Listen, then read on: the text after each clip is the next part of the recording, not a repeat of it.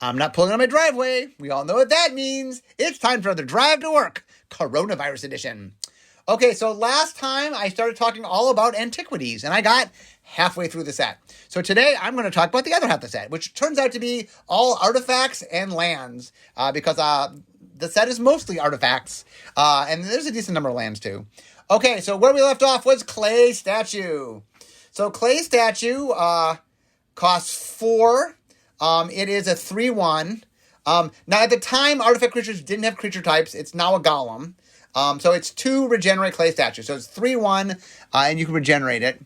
And if you read the flavor text, you learn that Clay Statue was made by Tanos, which is the apprentice to Urza. Or on the flavor text, it calls him his assistant. Anyway, this was... So back in the day, regeneration was... In Alpha, it showed up in green and red and black. And so this was the first time that, I guess if you're playing a white or blue, that you can have a regenerating creature in your deck, which was kind of cool.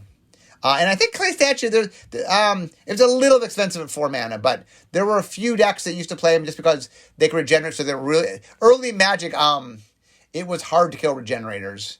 That's why maybe we had a lot of spells that hose regenerators, but actually it's kind of funny. I guess it wasn't that hard to kill them. All things. Anyway, I guess regenerators actually weren't that hard. We hosed them all the time. Okay, next, Clockwork Avian. So Clockwork Avian is an artifact creature. It's a bird, although originally just a artifact creature. 0/4, flying. Clockwork Avian enters the battlefield with 4 +1/+0 counters on it. At the end of combat, a Clockwork Avian attacked or blocked this combat. Remove a +1/+0 counter from it. X and tap, put an X +1/+0 counters on Clockwork Avian. The ability can't cause the total number of +1/+1 counters on Clockwork Avian to be greater than 4. Activate the ability only during your upkeep. So, Clockwork Beast was a card in Alpha that basically did exactly this, except instead of 4 counters, it had 7 counters, 7 +1/+0 counters, and it didn't have flying. So this was just Clockwork Beast was very, very popular, so this was just making another version of it. This is back in a time where we had all sorts of different power, toughness, altering counters, so this one's +1/+0. Nowadays, we mostly do +1/+1, so... but Clockwork would have their toughness locked in, and their power will go down over time. That's how the Clockwork worked. But anyway, this was a flying Clockwork creature. Okay, next, Colossus of Sardia. 9 for an artifact creature, a golem, 9/9. Trample. Colossus of Sardia doesn't untap during your untap step. 9, untap Colossus of Sardia. Activate this ability only during your upkeep. So anyway, in Alpha, there was Lord of the Pit, which was a 7/7, and there was Force of Nature, which was an 8/8. And those were the 2 biggest creatures in Magic. Well, the East Coast Playtester said, we're going to go 1 bigger. And there's a little game we played for a while where we kept 1-upping ourselves. Like there was a 10/10 in, was it an Ice Age? And then there was a 10/10 in the Dark. And then 11/11 in Ice Age, and then a 12/12 in Mirage. Anyway, we kept 1-upping ourselves. The funny thing about this is they were like, okay, we got to be careful. A 9/9 Trample, that's so dangerous. So they made it such that you had to spend all the mana every turn. Like once you could play it, then you had to spend all the mana every turn to untap it, which made the card kind of sucky. But... there's a card in Alpha called Instill Energy. And Instill Energy costs 1 green mana and lets you untap a creature every turn. And so the favorite story of Colossus Sardia was at the World Championship in 1995. Sealed was kind of controversial. And so they ended up giving the players a whole bunch of... whatever was the core set at the time. I don't know if it was 3rd or 4th edition. But anyway, that set had Colossus of Sardia and Instill Energy and Channel. Channel lets you spend 2 green mana, and then you can convert life into colorless mana. And anyway, one of the players, Ivan Carina, I think was his name, is from Italy. He ended up making top 8 at that event. Got Colossus of Sardia, 2 Instill Energies, and a Channel. And multiple games on turn 1... or not turn 1, I guess on turn early on, he was able to channel out of Colossus of Sardia, put Instill Energy on it, which I think also gave it haste, attack for 9, and then attack for 9 every turn with it, 9/9 Trample. But anyway, this definitely was big creatures were very exciting to players, even if they weren't particularly strong. This card, without shenanigans, was not particularly strong. Next, Coral Helm, an artifact that costs 3, discard a card at random, and then target creature gets +2/+2 until end of turn. I think this might have been the first card that ever had you discard a card at random. There's a card in an Ice Age by the same designers. There's a powerful card in Ice Age that have you do it. This card, not so powerful. Coral Helm is not that good a card. But anyway, it's neat when you look at the early sets that they try things that hadn't been done before. I think that's kind of cool. Next, Curse Rack. So Curse Rack costs 4 artifact. As Curse Rack enters the battlefield, choose an opponent. That player's maximum hand size is 4. So what it did is it kept people from having more than a certain number of cards. So we'll get to the rack. The rack's also in here. There's a card called Black Vice in Alpha that punishes you for having more than a certain number of cards in your hand. Punish you for having more. And then the rack, which we'll get to in a second, less. And the Curse Rack was you get punished for having too few cards with the Curse Rack. So with the rack. So Curse Rack kind of helps you play, like if you play Curse Rack and the rack together. All 3 of the cards, by the way, were done by Richard Thomas, artist Richard Thomas, and there's an artist, what we call a Stuffy Doll, and the Stuffy Doll shows up in all those. And then in Time Spiral, we later made a card out of Stuffy Doll. Okay, next, Dragon Engine. Costs 3. It's an artifact creature construct, 1/3. For 2 mana, it gets +1/+0. So this is basically a fire-breathing creature, except in an artifact. Instead of a single red, it costs 2 mana. The Dragon Engines actually play a giant in the story of the Brothers War. The Dragon Engines actually are much more powerful. I think they wanted them in the story, so they made it something that was simple. But it's funny that in the story they represent much bigger creatures in the actual Brothers War. Okay, next up, Felden's Cane. Felden's Cane costs 1 artifact. Tap, exile Felden's Cane, shuffle your graveyard into your library. So the interesting thing is there's a card I will get to that mills cards, and this was an answer to it. So they both let you mill people and gave you an answer to milling all in one thing. Interestingly, Felden's Cane was supposed to be Felden's Ice Cane, and it was an anagram of Don Felice, who was one of the designers on Mirage and Visions, he's one of the original Alpha playtesters, and I think they originally was going to be a nod to Don, but then the art didn't look like it was made of ice, so they had to take ice off it. So it ended up, but Don would later, Delph's Cone, I think maybe, was, I see, because Felden's Ice Cane, the Felden Ice was Don Felice. And so they made Delph's Cone, I think, which was Don Felice. Anyway, next, Golgothian Silex. 4 artifact, 1 in tap. Each non-token permanent with a name originally printed in the Antiquities expansion is sacrificed by its controllers. Originally what it did is it destroyed all cards that had an Arabian Nights symbol on it.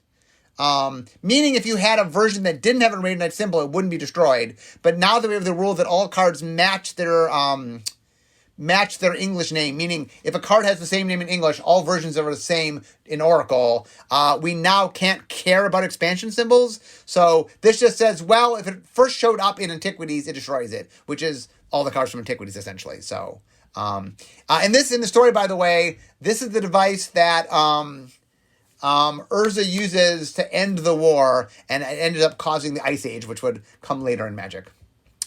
Grapeshot Catapult. 4 artifact creature construct, 2/3, tap, Grapeshot Catapult deals 1 damage to target creature with flying. So there was a card called Particle Sorcerer, was very popular. This was a top-down flavor. Like I have a little catapult so I can shoot little flyers. Ivory Tower, this was a powerful card. 1 artifact. At the beginning of your upkeep, you gain X life, where X is the number of cards in your hand minus 4. So the idea essentially is if you have 5, 6, or 7 cards in your hand, or 8, if you've drawn a card first, you can, you would draw a card with Library of Alexandria, it was the trick. But anyway, this was very powerful, got restricted. It was Zach Dolan who won the very first World Championship.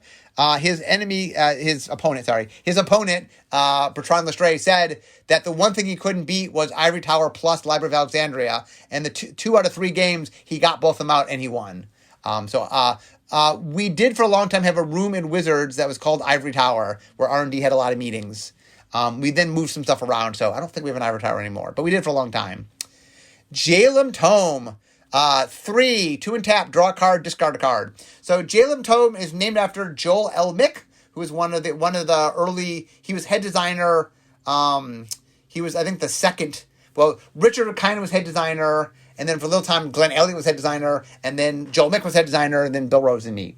But anyway, Jalem is kind of JLM, much like Embassy Tome is Michael Scott Elliott, which is Mike Elliott's tome, and the one for Michael Davis is Michael Scott. JMD tome, James Michael Davis. JMD tome, which was an alpha. So it became a thing to name tomes after designers. Okay, the Might Stone. This played a big part. So it costs 4 artifact. Attacking creatures get +1/+0. There was the Might Stone and the Weak Stone, and like the stone cracked in half, and Urza got the Might Stone, and Mishra got the Weak Stone, so they both show up here. Neither one of them, for how powerful and important they are in the story, they're definitely kind of weak in the set. Next, a classic card, Millstone. 2, cost 2, artifact, 2 and tap, target player mills 2 cards. So this is the first card in Magic that mills cards.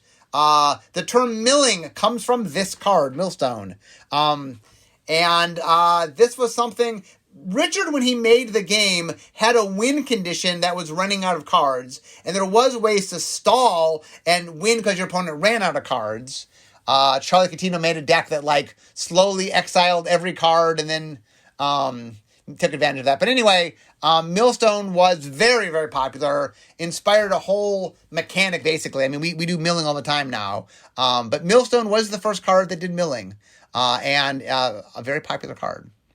Next up, Mishra's War Machine. So Mishra's War Machine, 7, artifact creature, Juggernaut, 5/5, had banding. At the beginning of your upkeep, Mishra's War Machine deals 3 damage to you unless you discard a card. If Mishra's War Machine deals damage to you this way, tap it. So, interestingly, there's a card called, what is it called? It's Masticore. I liked Mishra's War Machine, but it was just really sucky. It was bad. It wasn't very good. And someone said to me the reason it was bad was that you had to discard a card every upkeep. A card couldn't be good if you had to discard a card every upkeep. I'm like, challenge accepted. And I made Masticore. So, Mishra's War Machine is one of those cards I really liked. It had a little bit too much of a negative to it.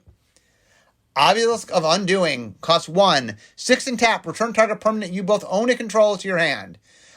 This is one of the cards that I loved what it was trying to do. I liked the idea of figuring why you'd want to bounce your own stuff to your hand. But 6 mana, holy moly, that's just a little bit too much.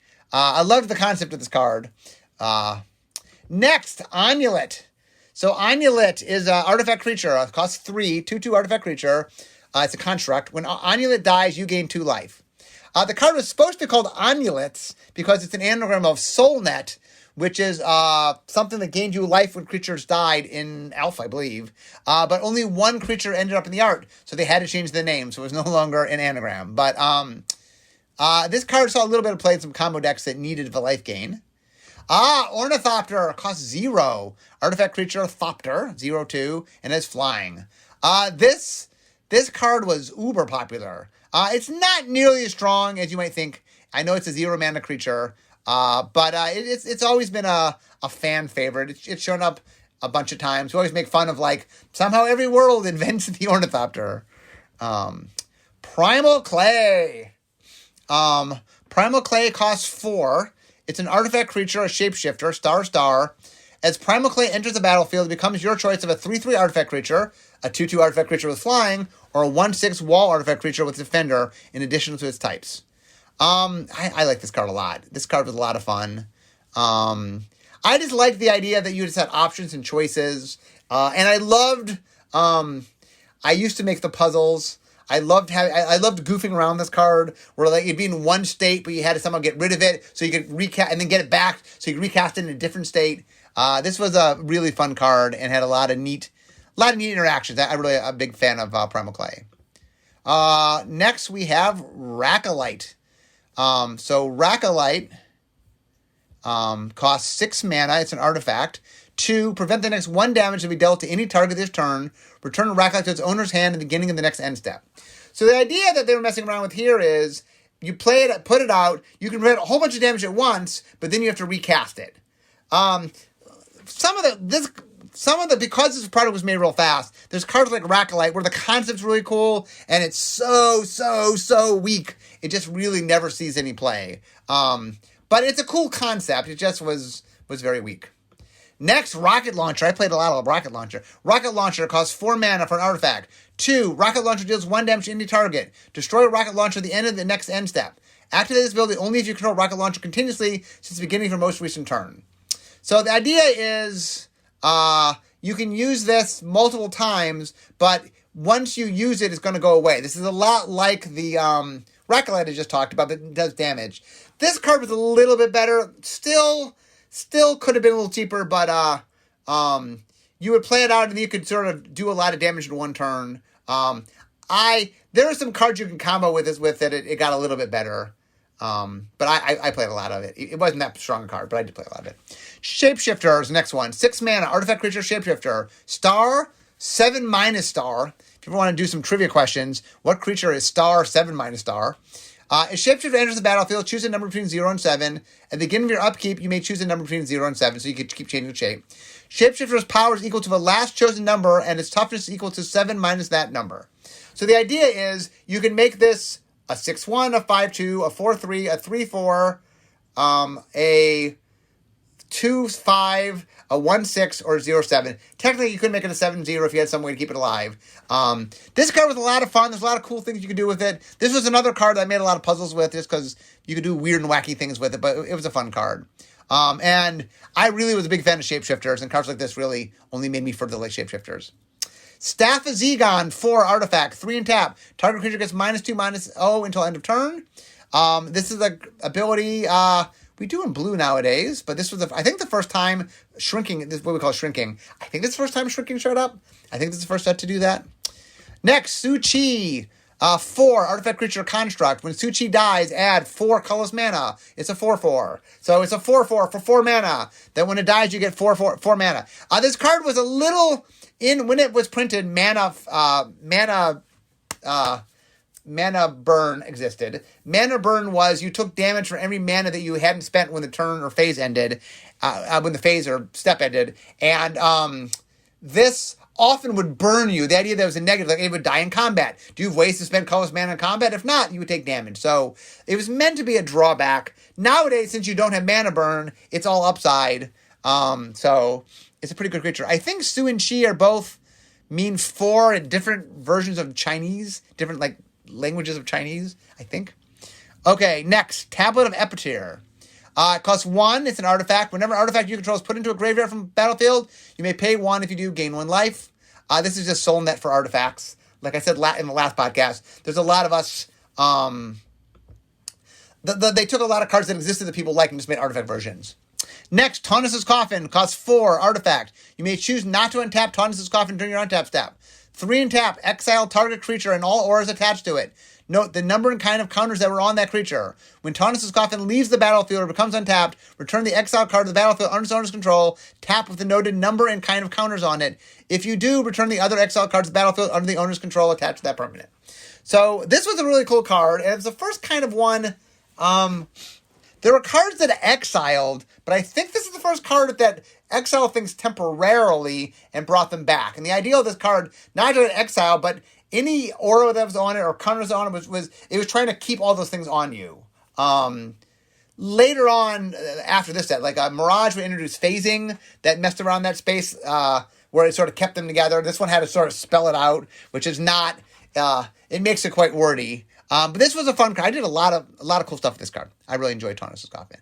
And once again, Taunus was the apprentice to Urza.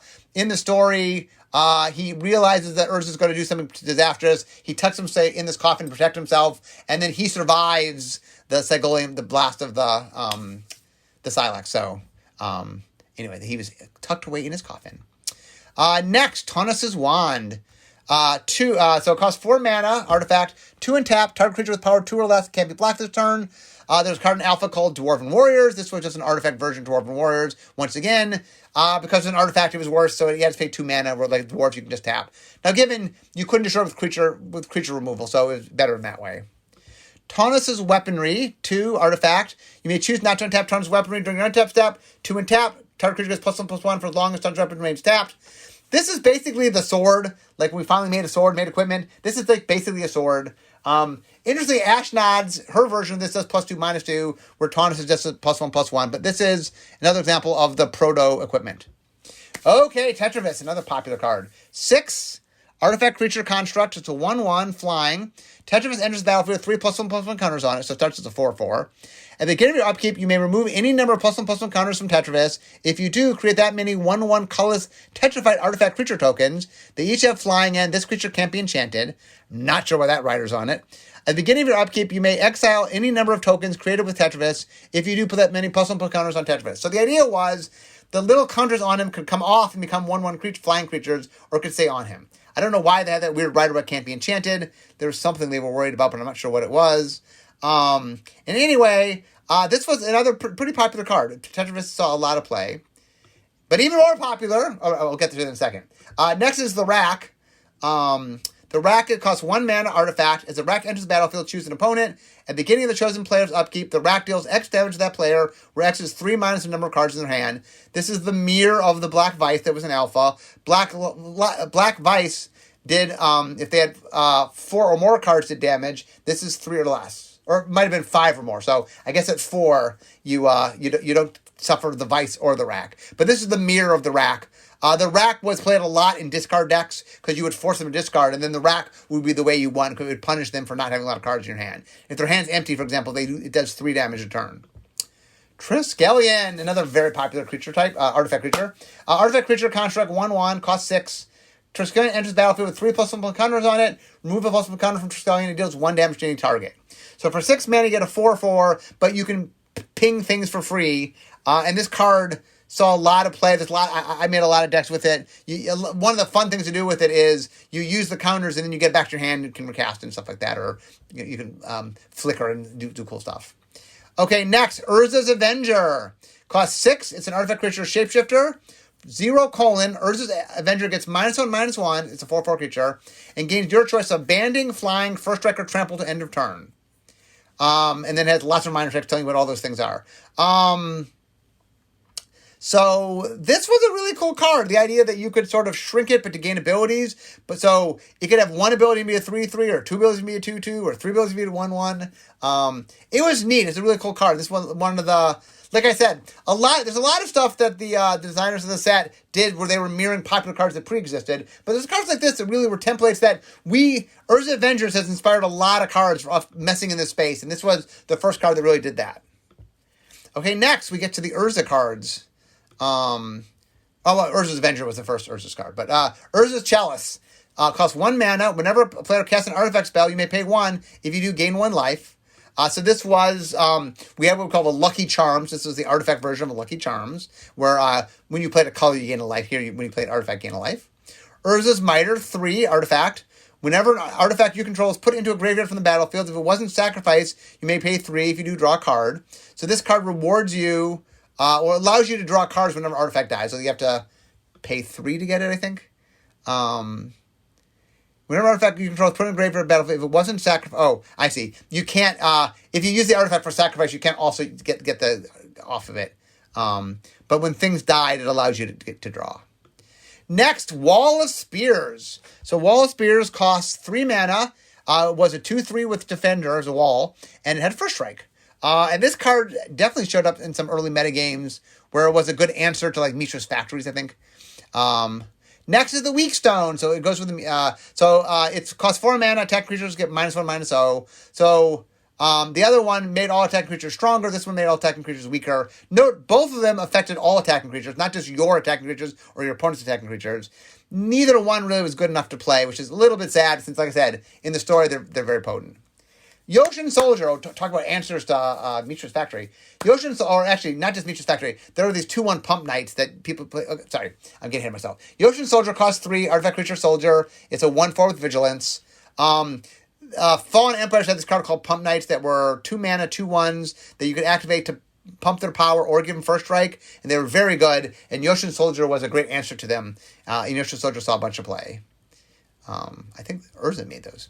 Okay, now we get to the lands. First up, Urza's Factory. So it's a land. It taps for colorless.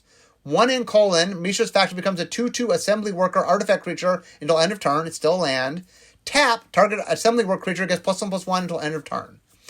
Oh, Mishra's Factories. These were so much fun. I played a lot of Mishra's Factories, as did most people playing at the time. They were very potent. They gave you mana, but you then could turn into creatures, so they were a win condition. You could tap them to make each other bigger. And one of the fun things, for those who don't know this, if you have a Mishra's Factory and they attack with a 2/2 creature, you can activate your Mishra's Factory, block it, then tap to give itself +1/+1, so it's a 3/3. So anyway, a little Mishra's Factory. So Mishra's Factory, there were 4 versions of it. There were 4 seasons. So they were summer, spring, fall, and winter. I think the winter one, 3 of them were common and 1 of them was uncommon. So the winter one showed up a lot less. Also, this card got reprinted in a basic set, and I forget which one they used. They used the summer or spring, I think. So anyway, only 1 art was used in that. So anyway, some of the alternate arts are a little harder to come by, although because Mishra's Factory was in a core set, it's not as hard to get by as other Antiquities cards. Next up, Mishra's Workshop. It's a land. Tap, add 3 colorless mana. Spend this mana only to cast artifacts. This card, there are vintage decks built up. Mishra's Workshop is a super powerful card. It's one of those cards we always talk about. Like, it's something we're supposed to restrict because it's super powerful, but it also supports. It does a lot of work of supporting certain decks. And we used to have a room in Wizards called Mishra's Workshop where we did a lot of work, which was fun. But anyway, that's a super powerful card. Then we get to Strip Mine. So Strip Mine is taps for colorless. Tap, sacrifice it, destroy target land. This was mega powerful. I would spend many years trying to make better strip mines that were still too good. Like Wasteland was me trying to make a fixed strip mine that was still too good. This card was not fun. It got banned. It really... Oh, I have bad memories of strip mine. I mean, it was very powerful. Also, it had 4 pieces of art just like Mishra's Workshop did. Mishra's Factory did. 1 of them was uncommon and 3 of them were common. Okay, now we get to the Urzatron, which were the final 3 cards in the set. Okay, so Urza's Mine was a land. Tap, add colorless. If you control an Urza's Power Plant and Urza's Tower, add 2 colorless instead. Urza's Power Plant said the same thing. Tap for colorless. If you control Urza's Mine, Urza's Tower, add 2 colorless instead. And Urza's Tower said, tap for colorless. If you control Urza's Mine, Urza's Power Plant, add 3 mana instead. So if you had an Urza's Mine, an Urza's Power Plant, and an Urza's Tower together, they tap for 7 mana. There's a card in Time Spiral that's an Urza card that it's making reference to this, and then for 7 mana, it lets you do something. There's also a card in Time Spiral, by the way, that is an assembly worker. That's a 2/2 creature that can tap, which is making reference to Mishra's Factory. This was called the Urzatron. This 3 land cycle is quite powerful and has definitely shown up in many formats. Oh, the one thing I forgot, by the way, for those who are care about the Tonrus weaponry, the thing that was +1/+1, the pseudo equipment. There were 2 versions of it. We printed one that had the gray behind the 2 and the cost, and I think there was one where the gray wasn't there. It was a misprint. So if you're really into collecting, there's 100 different versions of cards, including the alternate art. But if you are a uber collector, there's 101 because there's 2 different versions of Tonrus's weaponry. That problem happened in Arabian Nights in a much larger volume. There's like 14 cards in Arabian Nights that the mana symbol is different between 2 versions of the card. It only happened once here. I'm not sure why it happened on Tonrus's weaponry, but my guess is it appeared multiple times on the sheet, and one of them they misprinted how they printed it. It's my guess how that happened. But anyway, that, my friends, in 2 podcasts is Antiquities. I really, really liked Antiquities. Like I said, first set to really have a mechanical theme. First set to do milling and like as I talked about, there's a lot of things that happened for the first time here. It was a really fun set. It was very flavorful. It really encouraged all sorts of decks. There are a lot of powerful cards in this set, some of which got restricted. But anyway, Antiquities, looking back, like I said, this was Magic's second ever expansion. I think it did a great job of really being a fun set. When it came out, by the way, there were people that did not like Antiquities. I loved Antiquities, but I did a lot of defending it. There was a period in time where people thought it was the worst Magic set. But I think part of that was they really didn't recognize some of the power in the set. There are some very powerful cards in the set. I think with history looking back, people can go, oh, wow, yeah, there's a lot of very powerful things. But at the time, people didn't recognize that. And so there were people who picked on it. But I defended it. I always liked Antiquities. So anyway, guys, I can see my desk. So we all know that means. This means the end of my drive to work. So instead of talking magic, it's time for me to be making magic. So I hope you guys liked my 2 podcasts stroll through Antiquities. But anyway, guys, it's time for me to go. So I'll see you all next time. Bye-bye.